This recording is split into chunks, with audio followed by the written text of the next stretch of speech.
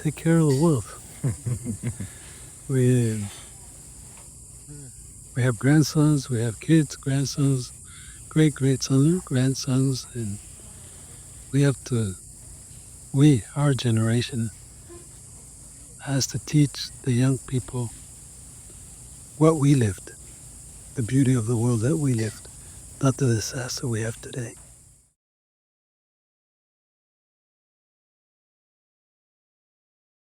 Episode 243.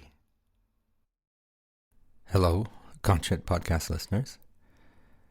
Many of us do international travel, probably a bit too much. When I travel, I consider it a privilege that comes with responsibilities.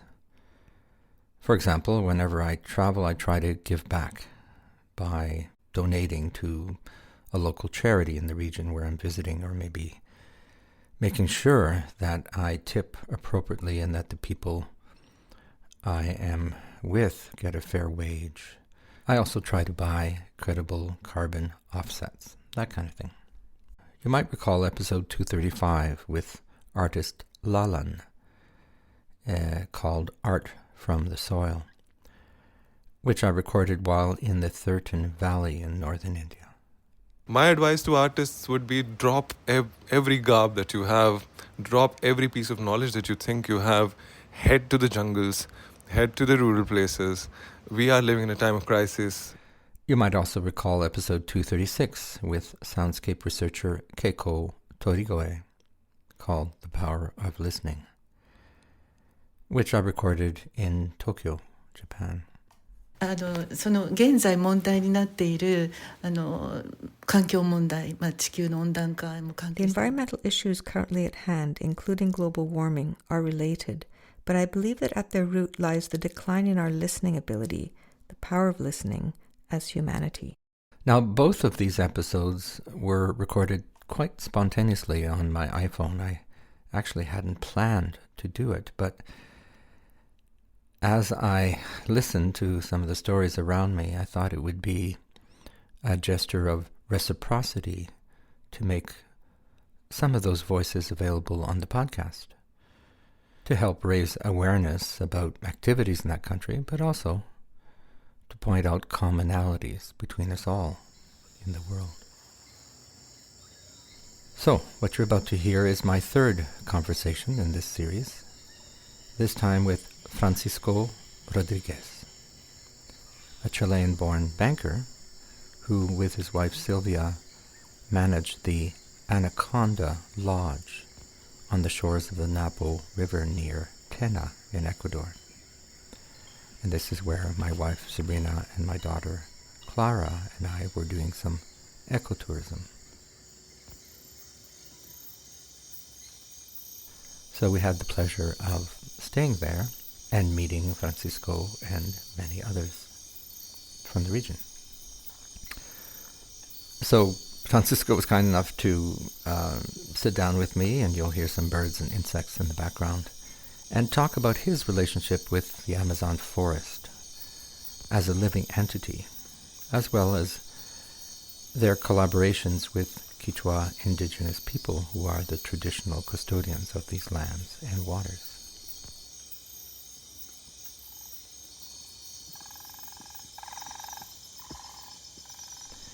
And you'll hear some very beautiful sounds and some really good stories about the Amazon, which I think you might agree are uplifting.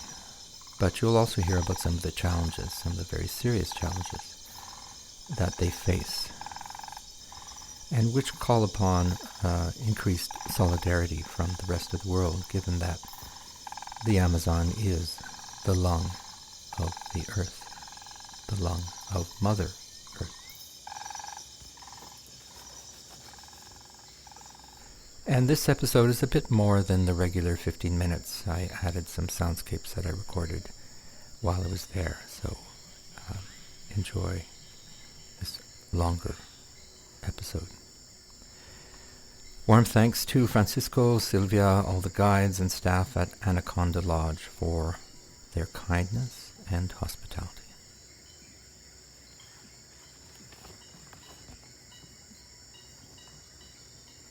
Amazon awareness. I have the pleasure of being in, where am I, Francisco? We're in the Amazon part of Ecuador, near Tena, the capital of this province. We're around 3.5, 4 hours from Quito. Well, we've been here for a couple of days and have been very well received. Thank you. What I would consider ecotourism in the sense of a very sensitive approach to showing people how people live here, the indigenous people and others, and just experiencing nature in ways that are very respectful and interesting, I would say. So what brought you here, and what is your mission with the lodge, but also as an individual living in the Amazon? What brought me here was I'm from Chile, the last country in the world, way south. I came to Ecuador 30 years ago. A big financial Ecuadorian group hired me to make a bank. I was a banker in Chile. I was a CEO of a bank in Chile. And they brought me here they hired me and they came to make a bank in a retail store. And I made it. And then the year 2000, there was a big financial crisis in this country. A huge financial crisis, and that's when I realized that I was a crook with a tie.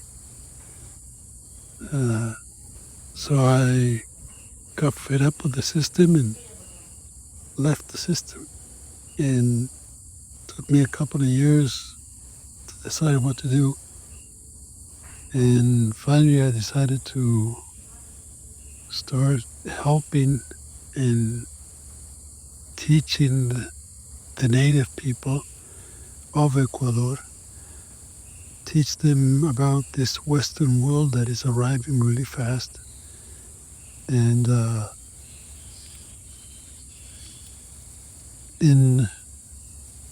to live with them, okay?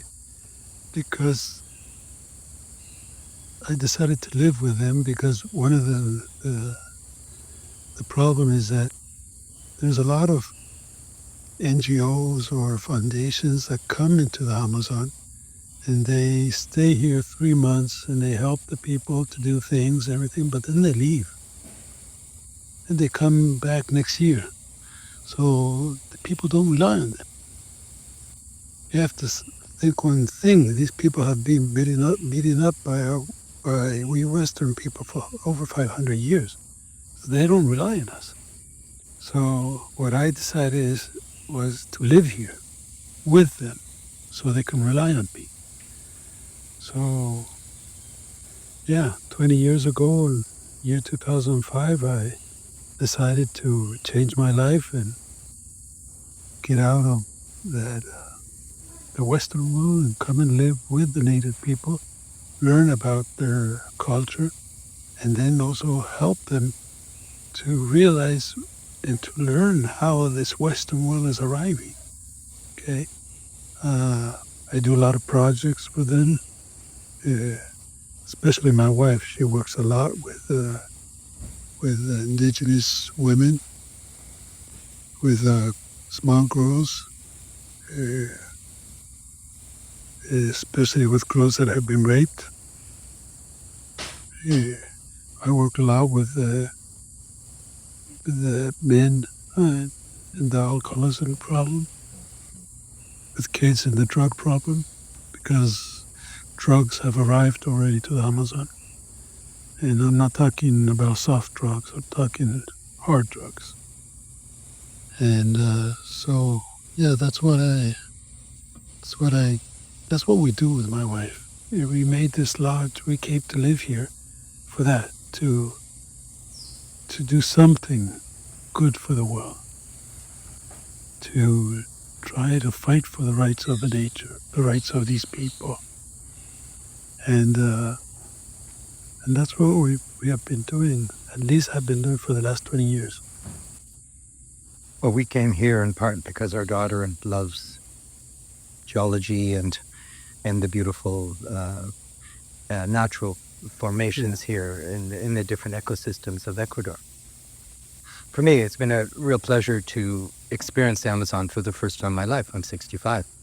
And one of the things we try to do when we travel is, do travel offsets and whatever we can, but that's not really enough. How can we give back? So one of the things I'll do is share our conversation about what you're doing and what I experienced, especially yesterday with the cocoa.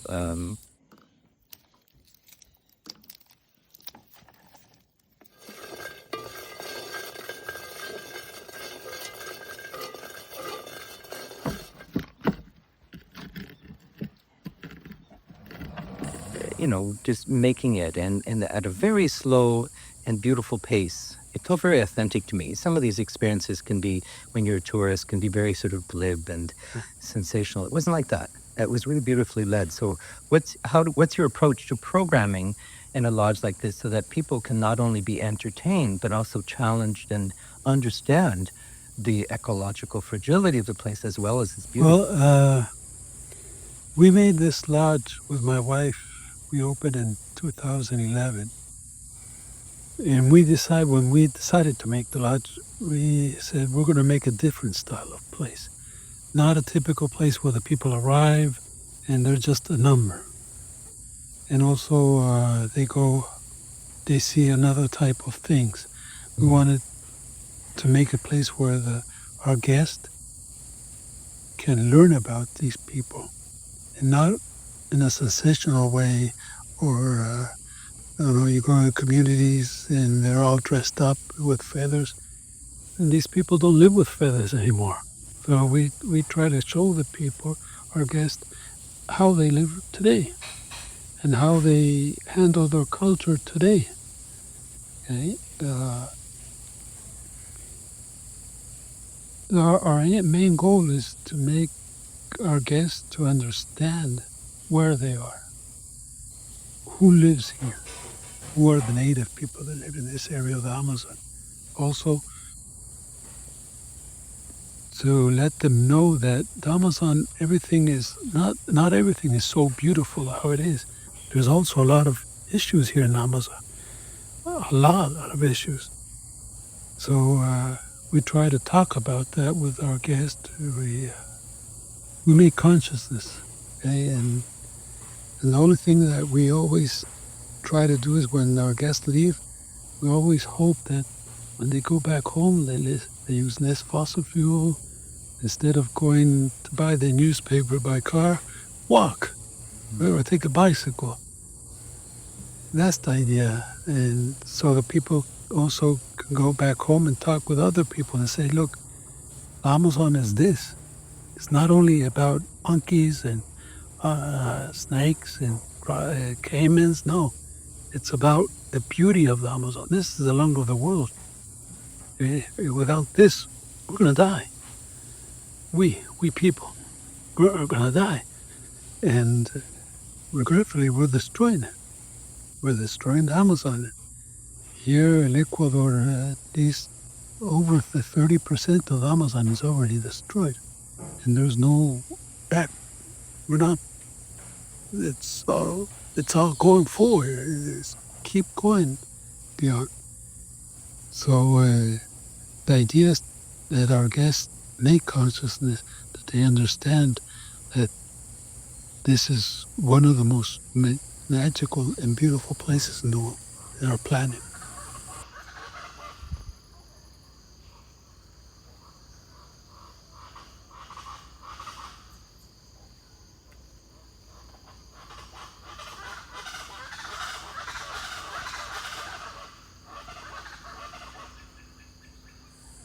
And yet we can't all visit the Amazon, or else it would be overrun by tourists. And Right.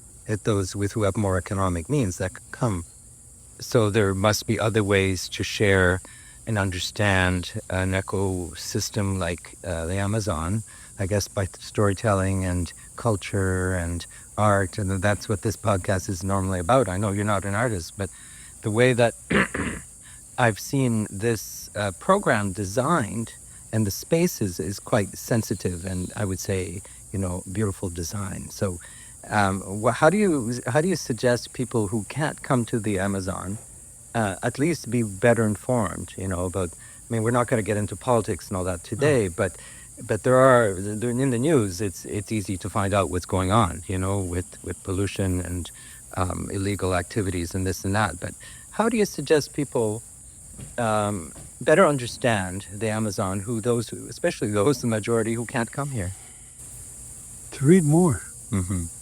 To read more about the Amazon, about the cultures of the Amazon.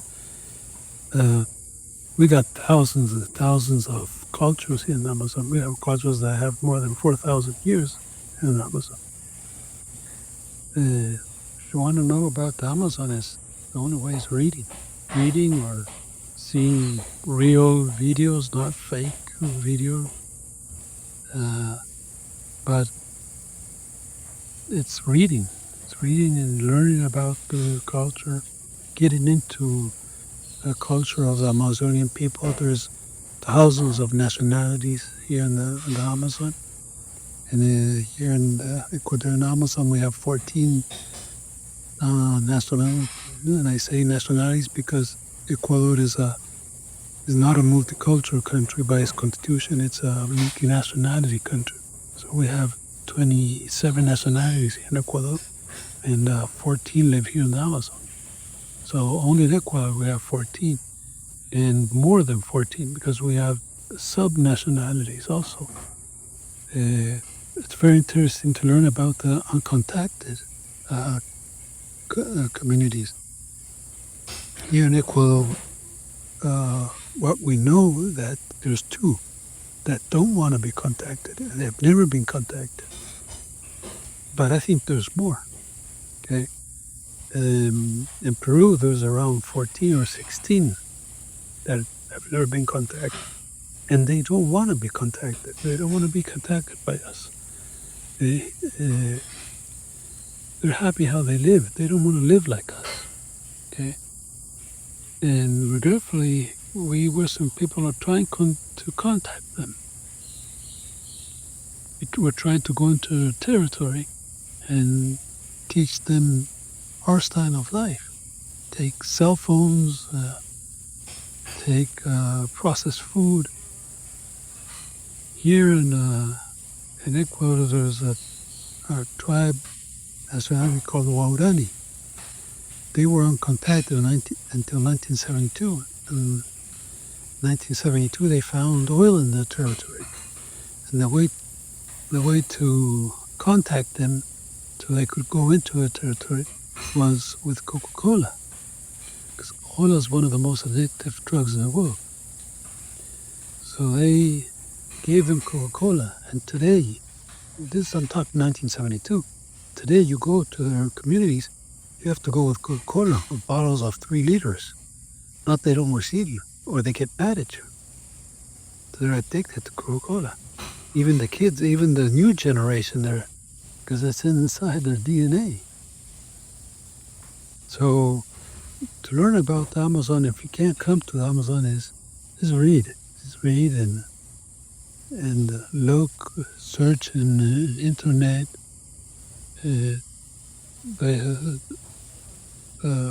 About the communities in Brazil, in Peru, in Venezuela, in Colombia.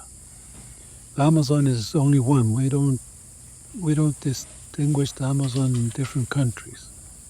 Amazon is one. Amazon has its own territories by their own people.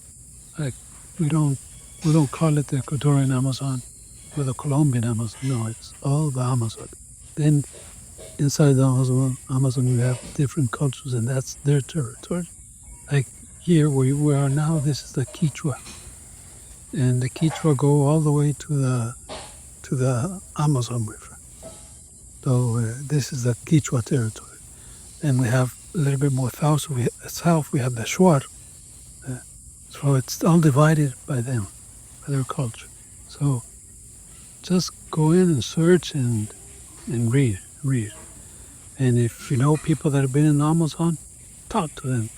Because the people that come in here to